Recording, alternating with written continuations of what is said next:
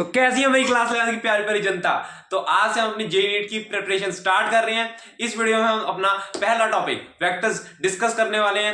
देखो, ये एक वीडियो का टॉपिक नहीं है, ये अभी थोड़ा चलेगा और बहुत ही ज्यादा इंपॉर्टेंट टॉपिक है। मतलब इतना इंपॉर्टेंट, ये क्लास 11th में भी तुम्हारी हेल्प करेगा, क्लास 12th में भी तुम्हारी हेल्प करेगा। तुम इसके बिना तुम बिल्कुल भी फिजिक्स नहीं समझ सकते। ये और कैलकुलस, ये दो मोस्ट इंपॉर्टेंट मतलब रूट टॉपिक्स जिसे कहते हैं ना, रूट टॉपिक्स है फिजिक्स की है। तो बिना देख के स्टार्ट करते हैं और हम अपनी आईआईटी और एम्स जाने की तैयारी आज से स्टार्ट करते हैं। चलो शुरू करते हैं क्लास 11 से अपनी जेईई नीट की जर्नी। तो पहला टॉपिक है वेक्टर्स। इसे स्टार्ट करते हैं हम। व्हाट इज वेक्टर से। What is vector? यार अब तक तुमने सिर्फ वेक्टर्स पढ़ा होगा। वेक्टर क्या पढ़ा होगा? वेक्टर पढ़ा होगा कि ये वो क्वांटिटी होती है जिसमें डायरेक्शन और मैग्नीट्यूड दोनों होते हैं, और इसमें इसके मिलता जुलता एक और टर्म पढ़ा होगा, स्केलर। स्केलर क्या होता था? सिर्फ मैग्नीट्यूड। स्केलर में सिर्फ मैग्नीट्यूड हुआ करता था, है ना। अब तक तुमने से ये पढ़ा है। लेकिन लेकिन लेकिन लेकिन अगर मैं एक एग्जांपल दूं, मान लो एक सर्किट है, एक सर्किट है। सर्किट, ये वेक्टर्स पढ़ा रहे हो या करंट इलेक्ट्रिसिटी पढ़ा रहे हो? हैं, करंट इलेक्ट्रिसिटी करा रहे हो या इलेक्ट्रिसिटी चैप्टर पढ़ा रहे हो क्लास 10th का, या फिर ये वेक्टर्स पढ़ा रहे हो? यार देखो तो एक बार, ये दो रेजिस्टेंस, ये दो रेजिस्टेंस सीरीज में लगे हुए हैं। इसको मान लो आर कह दो, इसको भी आर कह दो। यहां से 20 में वी वोल्टेज है, आई करंट जा रहा है, ये आई करंट जा रहा है, यहाँ पे भी आई करंट जा रहा है। अब तुमने क्लास 10th में तुम इलेक्ट्रिसिटी का चैप्टर पढ़ के आए हो, उसमें तुम्हें पता होगा कि जब आई करंट ऐसे जाता है और दो रेजिस्टेंस सीरीज में लगे होते हैं तो सेम करंट इनमें से पास होएगा। तो अब मुझे ये बताओ, फटाफट फटाफट मुझे ये बता दो कि आई इज स्केलर और वेक्टर। जरा बताना।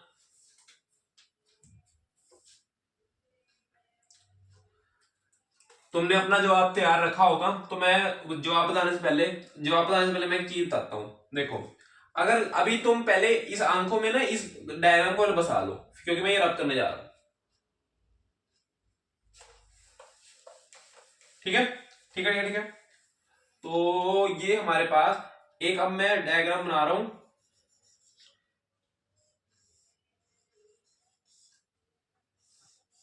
क्या मैंने डायग्राम में कोई चेंज किया? बस मैंने तार को एक तरह से मोड़ दिया, तार को एक तरह से मोड़ दिया, वायर को एक तरह से मोड़ दिया। इसमें से अभी भी आई करंट ही पास करेगा क्या? है, क्या इसमें से अभी भी आई करंट ही पास करेगा? बिल्कुल करेगा। क्या इसमें से 2i पास करने लग जाएगा या i/2 पास करने लग जाएगा? नहीं। क्या इसमें से अभी भी आई करंट ही पास करेगा? एंगल चेंज करने पे, एंगल चेंज करने पे, इसमें से एंगल चेंज करने पे या को डायरेक्शन चेंज करने पे आई में कोई भी चेंज नहीं आ रहा, आई के मैग्नीट्यूड में कोई भी चेंज नहीं आ रहा। अगर डायरेक्शन या एंगल को, दोनों बातें सेम है इस चैप्टर में, एंगल डायरेक्शन बात सेम है। जब मैं एंगल या डायरेक्शन जो भी है उसको चेंज करने पे आई के मैग्नीट्यूड में चेंज नहीं आ रहा, आई की जो मैग्नीट्यूड था 3 एम्पियर, 4 एम्पियर, 5 एम्पियर, वो इसकी वैल्यूज पे डिपेंड करेगा, जितना भी था। अगर वो चेंज नहीं आ रहा, इसका मतलब I is a scalar quantity. I is a scalar quantity. क्या बात समझ में आई? बिल्कुल समझ में आई। देखो, जल्दी नोट करो, 1 2 3।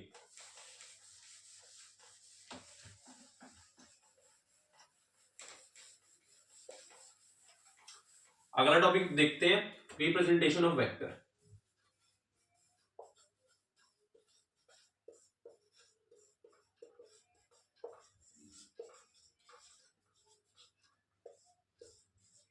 रिप्रेजेंटेशन ऑफ वेक्टर, कोई भी एक वेक्टर पकड़ो, कोई भी एक वेक्टर पकड़ो, इसका जो मैग्नीट्यूड होगा, इसका जो मैग्नीट्यूड होगा उसको, वो देखो पहले तो वेक्टर ऐसे होगा और इसका मैग्नीट्यूड लिखा जाएगा, मैग्नीट्यूड इसका लिखा जाएगा ए वेक्टर साथ में मोड, ए वेक्टर मोड। अब एग्जांपल देखो, अब एग्जांपल देखो। अब मान लो वेलोसिटी, वेलोसिटी तुम्हें क्या होती है? वेक्टर क्वांटिटी होती है। तो इसको हम ऐसे लिखेंगे, हर जगह अब से वेलोसिटी को ऐसे लिखें, ठीक है, क्योंकि ये एक वेक्टर क्वांटिटी है। अब मान लो अगर मैं कहूं 3 मीटर पर सेकेंड, 3 मीटर पर सेकेंड। तो 3 क्या है? मैग्नीट्यूड। 3 क्या है? मैग्नीट्यूड, यानी कि इसका मॉड है, मॉड यानी मैग्नीट्यूड, वो है 3। तो डायरेक्शन क्या है यार? डायरेक्शन को मैं अभी इसलिए बता रहा क्योंकि उसके लिए मुझे फिर आई कैप जे कैप का यूज करना पड़ेगा, वो अभी मैंने बताया नहीं है, तो वो हम आगे देखेंगे। बाकी डायरेक्शन बताने के लिए मेरे पास दूसरी चीज है। डायरेक्शन बताने के लिए मेरे पास दूसरी चीज है। अब इतना समझ में आया ना मैग्नीट्यूड का मतलब क्या है? जो मीटर पर सेकंड है उसे डायरेक्शन में समझना, मीटर पर सेकंड ऐसा यूनिट है, वो किस लिए यूज होता है ये पता करने के लिए जो हम क्वांटिटी यूज कर रहे हैं वो क्या है, डिस्टेंस है, वेट है, क्या है। अब देखो, अब मैं कहूं 3 किलोमीटर, 3 किलोमीटर जब मैं कहूंगा तो ये अभी स्केलर है या वेक्टर है? ये अभी स्केलर है। क्यों स्केलर है? देखो, क्योंकि मुझे ये तो पता है कि हमारे पास 3 किलोमीटर है, लेकिन ये नहीं पता किस डायरेक्शन में। अब तुम्हें क्या ये पता है 3 किलोमीटर, अगर मान लो तुमसे कोई कहता है कि कोई भी एक रैंडम जगह है, मान लो ए कोई रैंडम जगह है, कोई एक रैंडम जगह है, तुम जाके किसी से पता पूछो कि भाई मुझे ए जगह पे जाना है, ए जगह पे जाना है, वो कहेगा वो ना 3 किलोमीटर दूर है, 3 किलोमीटर चले जाओ तुम्हें वहां पहुंच जाओगे। लेकिन तुम मुझसे ये तो पूछोगे ना भाई किस डायरेक्शन में जाऊं, मैं नॉर्थ में जाऊं, साउथ में जाऊं, 3 किलोमीटर, ये तो तुम्हें पता करना पड़ेगा। कोई रैंडम भी डायरेक्शन में थोड़ी चले जाओगे, है ना? तुम्हें डायरेक्शन तो पता होनी चाहिए। तो अगर मैं कहूं 3 किलोमीटर इन साउथ, अब ये पूरी चीज एक वेक्टर बन गई, ये पूरी चीज एक वेक्टर बन गई, लेकिन हम इसे ऐसे नहीं लिखेंगे, अभी समझाने के लिए बता रहा हूं। 3 किलोमीटर इन साउथ यानी कि साउथ में 3 किलोमीटर,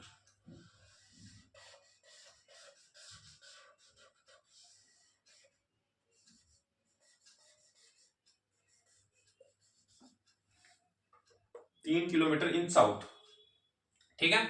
अच्छा, और अगर मैं इसको लिखूं 3 किलोमीटर इन साउथ वेस्ट, तो कैसे बनेगा? ये नॉर्थ, ये साउथ, ये वेस्ट, ये ईस्ट। साउथ वेस्ट किधर होएगा? साउथ वेस्ट होएगा इधर।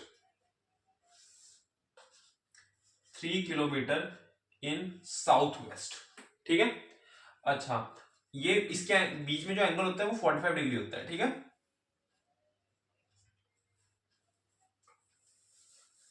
अब अगर मैं इसके इसके पार्ट्स की बात करूं, जैसे हमारे बॉडी पार्ट्स होते हैं, हमारे पास 206 हड्डियां होती हैं, नाक होता है, कान होता है, सारी चीजें होती हैं, वैसे ही इसके पास भी बॉडी पार्ट्स होते हैं, लेकिन सिर्फ दो। हेड, ये जो जहां पे एरो बना रहा हूं, ये वेक्टर का जहां पे एरो है, इस वाले इसको कहते हैं हेड। और ये जो इसकी चोंच सी होती है साइड वाली, इसको टेल कहते हैं, पूंछ, टेल, ठीक है। कॉइन से याद कर लो हेड और टेल, ठीक है। जल्दी नोट करो, 1 2 3।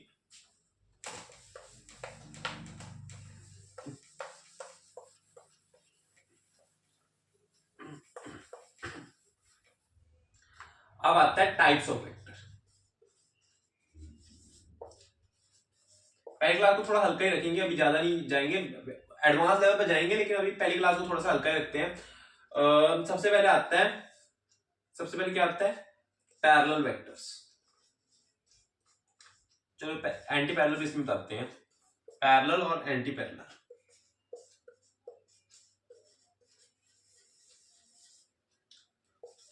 ये देखो, पैरेलल में क्या आता है? पैरेलल जो होता है वो उनकी डायरेक्शन भी सेम होती है। इन दोनों, अगर किसी दो वेक्टर की डायरेक्शन भी सेम होगी और वो पैरेलल होंगे, पैरेलल समझते हो ना, पैरेलल होंगे और उनकी डायरेक्शन भी सेम होगी। अब मैं ये नहीं कह रहा कि ये दोनों मैग्नीट्यूड में भी सेम होंगे, ये देखो, ये बड़ा भी हो सकता है, ये बड़ा भी हो सकता है, ये बड़ा भी हो सकता है। इसकी जो डिस्टेंस है, ये बात याद रखना, जो इसकी डिस्टेंस हो है वो किसी भी वेक्टर की डिस्टेंस उसके मैग्नीट्यूड को डिनोट करती है। हाँ, तो मैं कह रहा था अगर ये दोनों डायरेक्शन में भी सेम है और डायरेक्शन में भी सेम है और पैरेलल है, तो ये पैरेलल वेक्टर्स लाएंगे। और तो फिर एंटी पैरेलल क्या होंगे? एंटी पैरेलल होंगे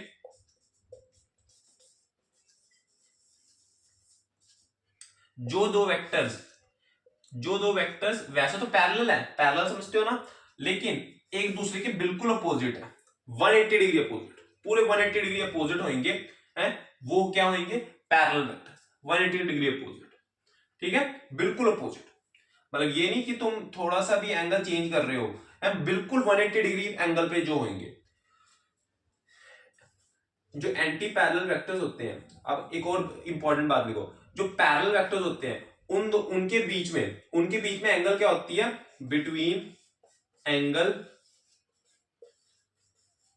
इनके बीच का एंगल 0 डिग्री होता है। देखो ये दोनों सेम पैरेलल है तो इन दोनों के बीच में एंगल तो 0 डिग्री होगा, और ये जो एंटी पैरेलल वेक्टर्स होते हैं इन दोनों के बीच में एंगल 180 डिग्री होता है। इन दोनों के बीच में क्या एंगल होता है, 180 डिग्री होता है। ये इंपॉर्टेंट पॉइंट है, ये कोने में बादल बना के लिख लो, जोन से तुम्हें इंपॉर्टेंट पॉइंट लिखे नोट्स पे, उसको ऐसे बादल बना के लिखा दो, ठीक है, ऐसे बादल बना के लिखा दो। देखो ठीक है, एंटी पैरेलल वेक्टर्स के बीच में एंगल होता है 180 डिग्री, और जो पैरेलल वेक्टर होते हैं उनके बीच में एंगल होता है 0 डिग्री, ठीक है। देखो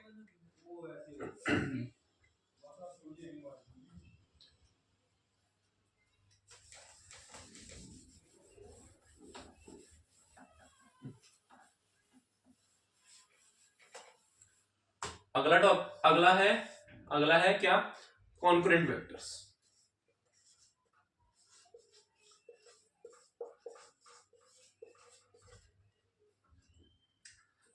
मान लो ये 2-3 वेक्टर्स हैं, ये 1 2 3 कितने भी vectors, if they meet at same common point,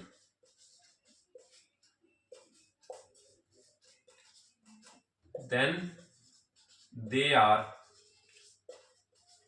concurrent। अगर वो एक कॉमन पॉइंट पे मीट कर रहे हैं तो वो कॉन्करेंट वेक्टर कहलाएंगे, हैं, कॉन्करेंट वेक्टर्स कहलाएंगे। ए vector, B vector, C vector, D vector, अगर ये एक कॉमन पॉइंट पे मीट कर रहे हैं तो ये क्या होंगे, ये होंगे कॉन्करेंट वेक्टर, अगर कॉमन पॉइंट पे मीट कर रहे हैं, ठीक है।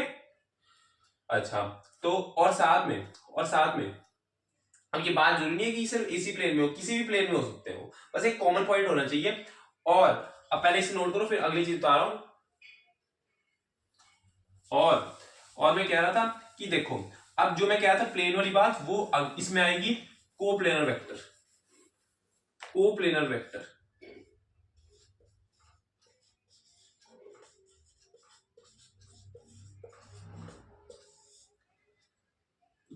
वेक्टर्स इन सेम प्लेन,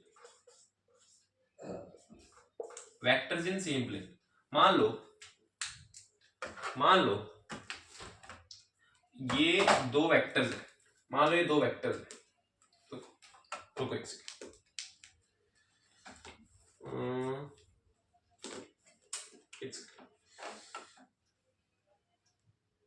समझ में आ रहा है। मान लो ये एक प्लेन है, अब मैंने ये इस प्लेन में ये दो वेक्टर्स रख दिए, ये दो वेक्टर्स है, इसको मैंने ये प्लेन में रख दिया, क्या ये सेम प्लेन में है, हाँ सेम प्लेन में, तो ये कोप्लेनर होंगे। और एक इंपॉर्टेंट पॉइंट याद रखो, two vectors are always coplanar. क्यों मान लो अगर ये दोनों वेक्टर्स हैं, इनमें से कोई एक मैं ऐसे मोड़ दूं, तो क्या ये, अगर मैं इसे प्लेन से बाहर निकाल रहा हूं, एक को मैंने ऐसे मोड़ दिया है, तो क्या अभी भी एक प्लेन में है, हाँ बिल्कुल एक प्लेन में है। देखो ये भी तो इसका एक प्लेन ही होगा, ये भी तो इसका एक प्लेन ही होगा, है, अभी भी तो इसका ये एक प्लेन ही है। इसको मैं ऐसा रख दूंगा तो अभी भी इसके ये एक किसी प्लेन में से पास कर रहे हैं, दो वेक्टर्स तो हमेशा सेम प्लेन से ही पास करेंगे, चाहे तुम किधर भी मोड़ दो इसे, किधर भी मोड़ दो। लेकिन यही अगर मैं तीसरा भी वेक्टर ले आऊं, अगर मैं तीसरा वेक्टर ले आऊं, ये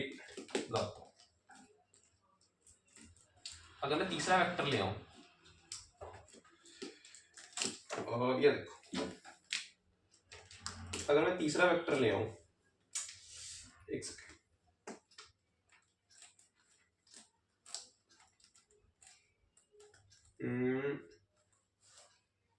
इस समझने की कोशिश करो, थोड़ा समझने की कोशिश करो, ये पकड़ने में थोड़ा दिक्कत आ रही है।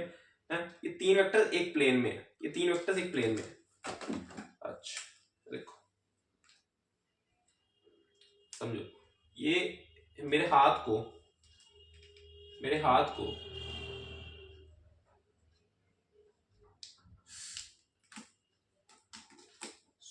एक सेकंड, मैं ना ये जरा, ये देखो, हाँ आप समझो,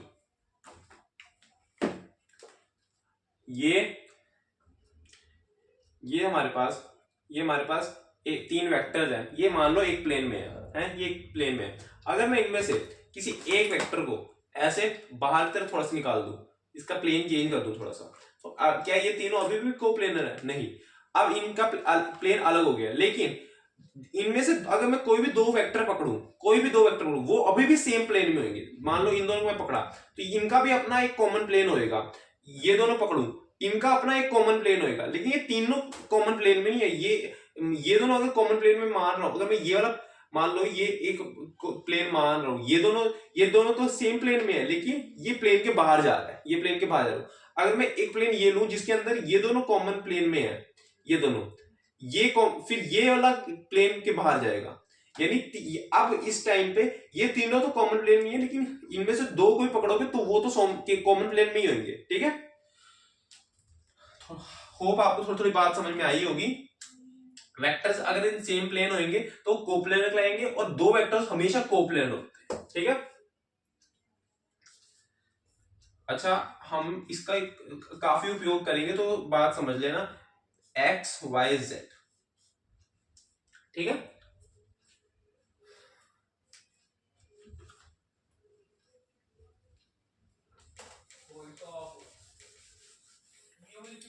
अब हम चलते हैं, अब हम चल रहे हैं किस पे, अब हम चल रहे हैं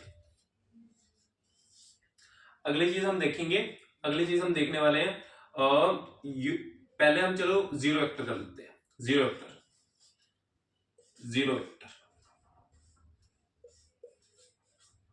वेक्टर क्या होता है, इसको ऐसे डिनोट करते हैं। जीरो वेक्टर होता है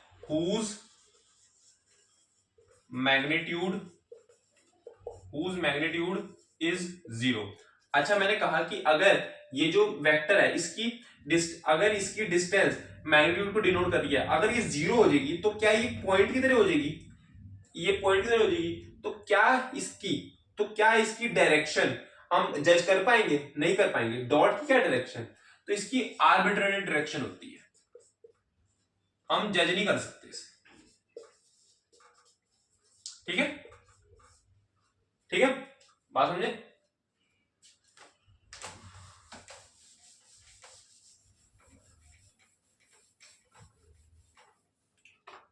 अगली चीज, ये क्या था, फिफ्थ था ना, हाँ फिफ्थ था, equal and unequal vector.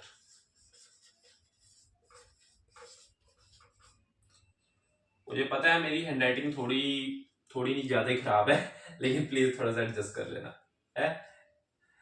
Unequal vector, ठीक है, दो वेक्टर्स, मान लो ये दो वेक्टर्स हैं, A vector B vector, A and B vector are equal if they have same direction plus magnitude।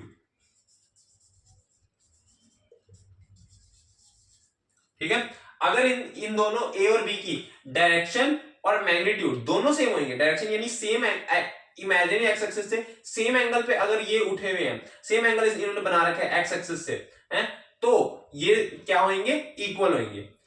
Direction भी सेम होनी चाहिए, मैग्नीट्यूड भी, एक नहीं चलेगा, दोनों सेम होने चाहिए।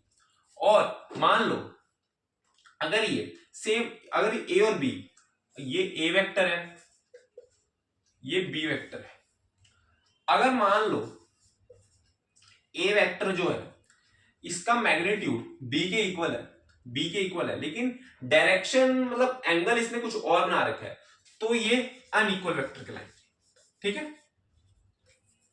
तो ये अनइक्वल वेक्टर कहलाएंगे।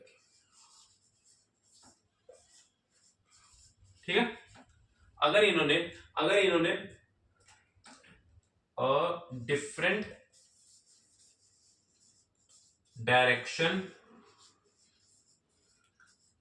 और मैग्नीट्यूड,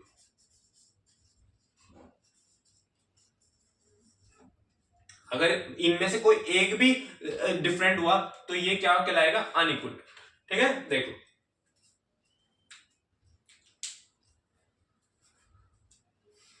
अभी मुझे पता है कई लोगों को ये एंगल वाली बात समझ में नहीं आ रही होगी, कोई नहीं, वो अभी हम आगे आराम से देखेंगे इस बात को। ठीक है, अब बस इस क्लास की एक लास्ट चीज बतानी है, अब इस क्लास की लास्ट चीज बतानी है, और बहुत ही इंपॉर्टेंट, बहुत ही इंपॉर्टेंट, ये है यूनिट वेक्टर। आज की क्लास का सबसे important topic unit vector. Unit vector होता क्या? यूनिट वेक्टर होता है, इट इज अ, इसको मोस्ट इंपॉर्टेंट लिखना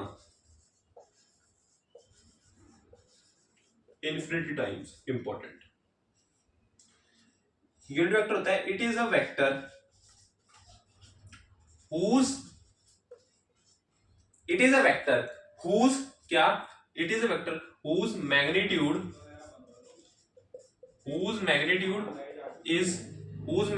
is unity और से 1।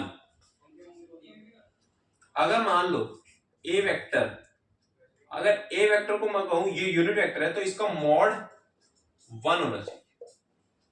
ठीक है, इसको डिनोट कैसे करते हैं, ए कैप से, ए कैप से इसे डिनोट करते हैं, ये हमारा यूनिट वेक्टर रहता है, और इसका फॉर्मूला होता है, एक मिनट मैं इसको ना यहाँ पे लिखता हूँ। ठीक है, ये इसकी डिनोट करने का तरीका होता है, और इसका एक फॉर्मूला होता है, A cap is equals to A vector upon A mod. ठीक है, वेक्टर लिख दो, उसका नीचे मॉड लिख दो, यानी मैग्नीट्यूड। ठीक है, अच्छा अभी मैग्नीट्यूड कैसे निकालते हैं, क्या क्या होता है, वेक्टर कैसे लिखते हैं, वो सब बातें हम आगे करेंगे, अभी सिर्फ ये फॉर्मूला याद करो। ठीक है, अभी सिर्फ फॉर्मूला याद करो। ठीक है, अच्छा ये समझ में आ गया। अच्छा ये अब हम इसका यूज क्यों करते हैं, ये मैंने इसे इंपॉर्टेंट क्यों लिखा, क्योंकि इसको हम यूज करते हैं टू डिनोट डायरेक्शन।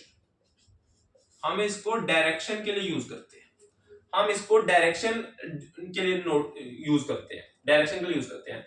अब मान लो, समझो, अब बात समझो, अगर मैं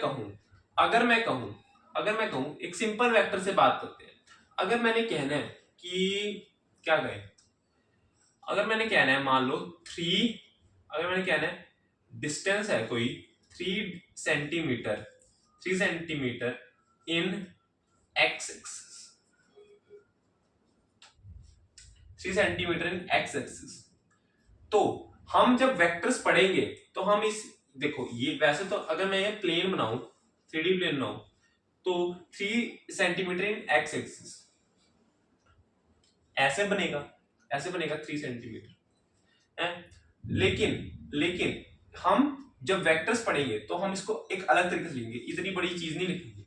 हम इसको अगर सिर्फ 3 सेंटीमीटर इन एक्स एक्सिस की जगह में, सेंटीमीटर की बात नहीं, एक्स एक्सिस के लिए हम इसको अगर ये भी लिख दें, d इज इक्वल्स टू, अगर ये वेक्टर क्वांटिटी है, ये वेक्टर क्वांटिटी है, ये मत भूलना, ये ताकि इससे पता चलता है कि ये वेक्टर है। अगर मुझे इस वेक्टर फॉर्म में लिखना है तो इसको मैं लिखूंगा 3i कैप। अभी i कैप क्या है, ये एक बात साइड में लिखो, एक्स एक्सिस के लिए यूज होता है i कैप, इसका ये यूनिट वेक्टर होता है एक्स एक्सिस का। y एक्सिस का होता है j कैप, z एक्सिस का होता है k कैप। ठीक है, क्या बात समझ में आई, z एक्सिस का होता है k कैप। अगर मान लो ये x एक्सिस की जगह y एक्सिस होता तो ये बन जाता 3j कैप, 3j कैप। बात समझ में आई। और अगर मान लो मान लो ये कुछ ऐसा होता, ये कुछ ऐसा होता है, ये मान लो जरूरी थोड़ी है एक्स में ही हो या वाई में हो, दोनों के बीच में भी तो हो सकता है 60 डिग्री एंगल बना रहा होता है, 60 डिग्री एंगल बना रहा होता, तो इसे कैसे लिखते हैं?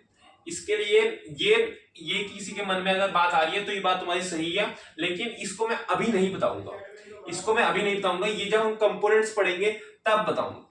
इसको भी हम आई कैप जे कैप की फॉर्म में लिखेंगे, लेकिन जब कंपोनेंट्स बताऊंगा तब, वरना अभी कंफ्यूज हो जाओगे। ठीक है, अभी जितना बताया है ना उसको अच्छे से पढ़ के आओ, उसके अच्छे से नोट्स बनाओ, रिवाइज करो। बाकी अगली क्लास में मिलते हैं। तुम्हें ये क्लास बढ़िया से लगी होगी। अभी मैंने क्लास को हल्का ही रखा, ज्यादा मैंने नहीं हाई लेवल पे गया, क्योंकि पहली क्लास थी तो मैं चीजें थोड़ी सी अभी ग्रैस्प करने में पता, थोड़ा सा टाइम लगेगा। वेक्टर्स थोड़ा सा ऐसा टॉपिक होता है, शुरुआत में थोड़ा सा ऐसा लगता है, लेकिन अभी मैंने बहुत बेसिक से स्टार्ट किया, इसको हम एडवांस लेवल पे लेके जाएंगे। आपको ये क्लास अच्छी लगी होगी, चीजें क्लियर होंगी, कंसेप्ट क्लियर होंगे, और वीडियो अच्छी लगी तो वीडियो को लाइक कर देना, चैनल सब्सक्राइब कर देना। Okay, thank you.